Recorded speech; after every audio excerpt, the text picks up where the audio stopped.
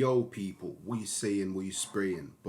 Back again with another video, yeah? And today, well tonight, well hey, wherever you are, we're gonna talk about Bukayo Saka. It seems like he's staying.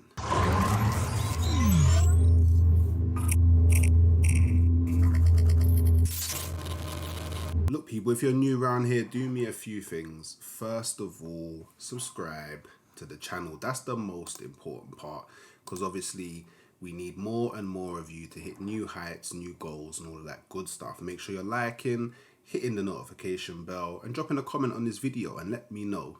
This is my question for all of you. How massive is it that Arsenal are about to secure Bukayo Saka to a new deal? Go. But hey, here's what I think. So first of all, I just want to start with Berta. What an animal, what a beast. If this gets put through, yeah, he has not only brought in the depth that we needed this summer, he's also secured so many deals.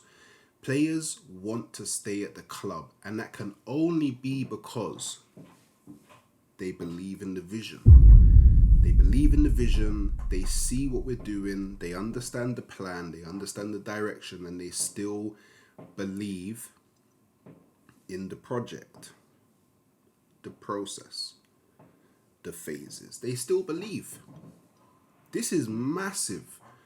Like, I keep on telling people, Arsenal are a historic club in England, and that kind of like historicness, don't know if that's a word, has been able to stretch our influence globally. And I think it's safe to say we're probably one of the few clubs in the world that don't necessarily need to be winning things every single season to still be an attractive place for people and their careers and their futures. And yeah, a lot of people may troll that and be like, oh, trophies, you don't win, all of that stuff, yeah. But I look at it from a different angle. So look, I grew up in the 90s, yeah. I saw everything. Yeah, like I don't have to go back and look at like what happened in the Invincible season. I don't have to do that because I lived it. I don't have to, go back to 0102 double. I don't have to look back at it because I was at the parade as a kid. Like I lived it. And I'll tell you what, the presence that we have globally because of what we was able to do in that era is insane. Wenger coming in not only changed, I guess, the whole landscape of football in England, but he also made it that our presence grew across the globe because he was bringing in a lot of foreign players. At the time, it wasn't so much of a thing to do all the time. Do you know what I mean? It wasn't so common. And we had a big French contingent. Even before the likes of Henry. Do you know what I mean? We had Anelka, who was like, he was actually a bigger prospect in Clairefontaine than Henry. We had Petit. We had Vieira. We had Grimondi. Like, the presence was there. And then obviously he started to expand. Like we brought in a lot of African players. Abue, Toure. Do you know what I mean? Like Wenger really stretched out our presence globally. And that's why I feel like Arsenal as an institution is just massive. You can see it. Everything that we do, we're always spoken about. Most spoken about. Do you know what I mean? Man United's close.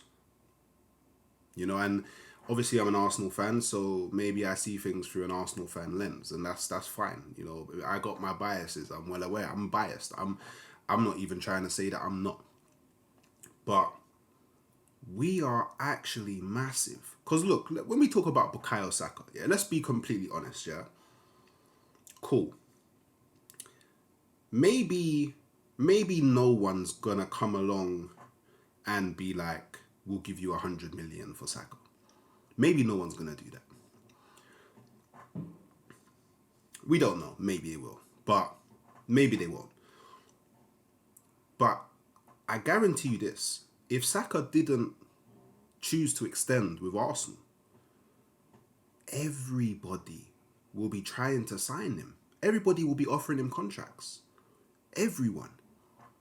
Real Madrid, Liverpool, Man City, Inter, Juve, Barca, everyone. PSG, Bayern. And the thing is, like, you know, I can already sense it, you know, and people are going to be saying maybe in the comments, but, you know, these teams have X, these teams have Y. Saka on a free. It's like, Saka on a free. Come on, man. Like, let's be real. Like, Saka is the most consistent performer at a high level in world football, barring maybe Salah on the right wing. And it's just what it is. You know, yeah, you can say, this other guy's techie, he's a baller. Did you see that goal he scored? Okay, cool, that's all fine. That's all well and good. But can they do it? Playing the same amount of games that Saka plays? Can they do it for as long as Saka? Can they play a consistent... I would say Saka, like, for the most part, he's always playing at a 7, minimum. Always playing at a 7. Yeah, some games he goes quiet. Yeah, it's cool. It happens to everyone. But for the most part, on average, he's at a 7. Not too many footballers in the world can say that. In the Premier League as well, where it's rough and it's tough and it's physical. We've all seen how many people hound Saka. It's only kind of been resolved a bit this season because Victor Gyökeres is the magnet now for Arsenal. Like, Saka is an amazing footballer. Amazing. I don't think people are, like, and the thing is, like, me as an Arsenal fan, and this is maybe where the kind of disconnect comes for me as an Arsenal fan and others as rivals, non-Arsenal fans, yeah? I've watched Saka grow from a boy to a man. That's an emotional connection that not a lot of people have with players. Like, I've watched him as a kid, I've been sitting there, him as a kid, left back, like, just being like, yeah, Hayland, one of our own. And where he's on the pitch, like, yeah, go on, I want him to do things. That's a connection that not a lot of people have. You don't have, that's real. That's feelings, bro. Like, when he's injured, I'm injured. Do you know what I'm saying? When he's vexed, I'm vexed. When you get me doing his celebrations, he's smiling, I'm there with him. The kid, he's special. I can call him a kid because I'm like 10 years older than him, innit? But he's not really a kid anymore. But I can still call him Starboy because to me, you get me. I'm his senior. I could be his older brother. How about that? I could be his uncle. It's just that simple, innit? And, like, I've watched him go from being a left back to Mikel Arteta coming in and going, you're my right winger. Arteta did it immediately. You're my right winger. I'm putting my faith into you. Because people, don't forget, Emery wanted to get rid of Saka to bring in Zaha. Don't forget that. Praise the Lord, whoever made us get Pepe and not make that happen. Praise the Lord. The kid's special, man. He went, you're my right winger.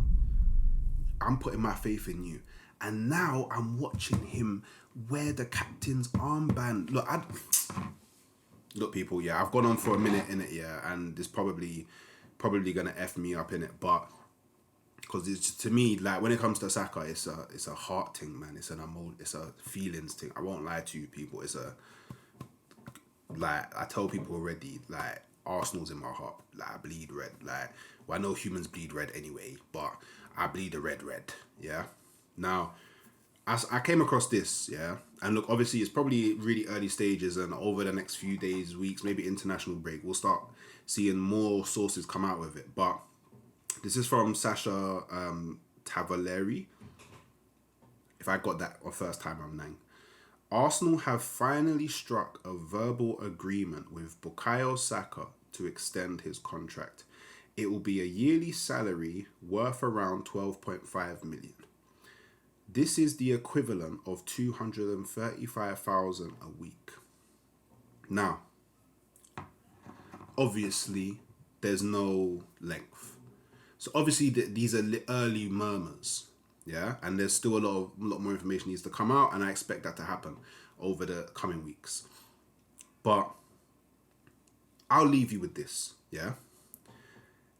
There's a lot of people, not only rivals, but especially in our fan base, that said Arsenal giving Kai Havertz 75,000 a week, whatever it is going to mash us up internally, and it's going to stop us from being able to grab new players and give players new deals, because everyone's going to want more money than Havertz.